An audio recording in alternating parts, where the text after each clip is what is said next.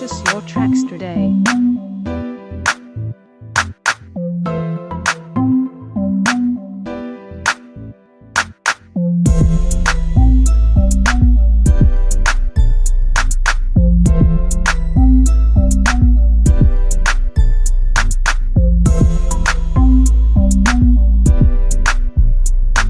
John, this is going to be a new season. What are you excited about?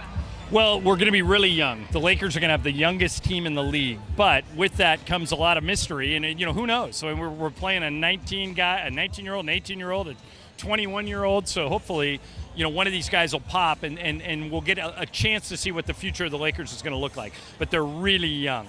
That's going to be the buzzword of the season.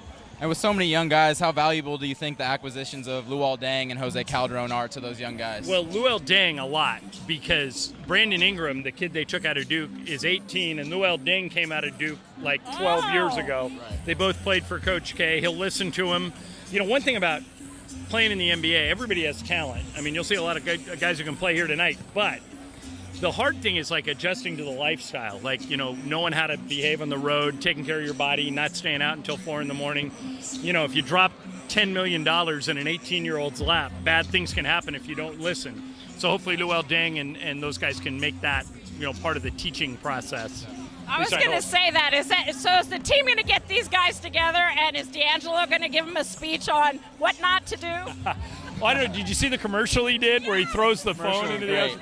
I mean, he knows he made a mistake. Part of the issue is kids that age. Trent, how old are you?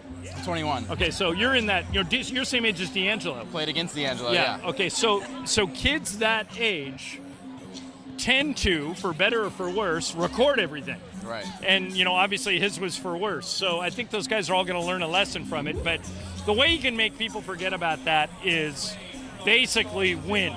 If he can win and behave himself that way, it'll help. Well, Draymond went one step farther.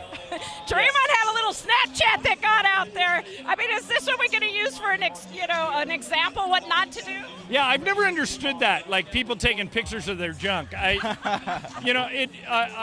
suppose there is a part of society that revels in that world. I don't know anyone who lives in it, so I'm sure that won't happen to him anytime soon. I think he's learned his lesson, hopefully. Amen. And how was it announcing that last game of Kobe's? As much fun as I've had since I've been working with them. I've been working with the Lakers off and on since 1999, and that was as crazy. I mean, you guys are standing in LA Live. That night, it was absolutely jammed with people, and it felt like a giant party. When this filled up for Game 7 against the Celtics, there was a lot of angst because we didn't know if the Lakers were going to win or lose. That night was all to celebrate Kobe. As much fun as I've had doing a game ever. Actually, our show covered it, and we were in the Rockin' Fish, and we were filming the whole thing from Rockin' Fish, and there was like 200 people there, Yeah, it was screaming one of the most and successful yelling. nights in LA Live history. People Great were night. crying coming out. Like, did you feel that way too? Unbelievable. I mean, if you would have sold that to a Hollywood studio, they would have said, nah, it's too unrealistic. You got to kick it back. But it was great. Still really can't believe it happened.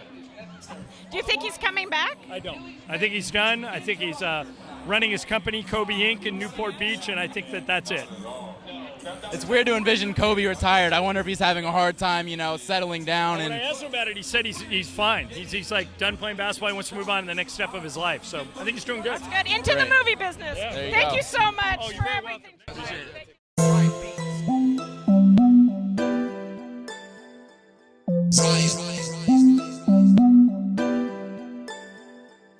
Purchase your tracks today.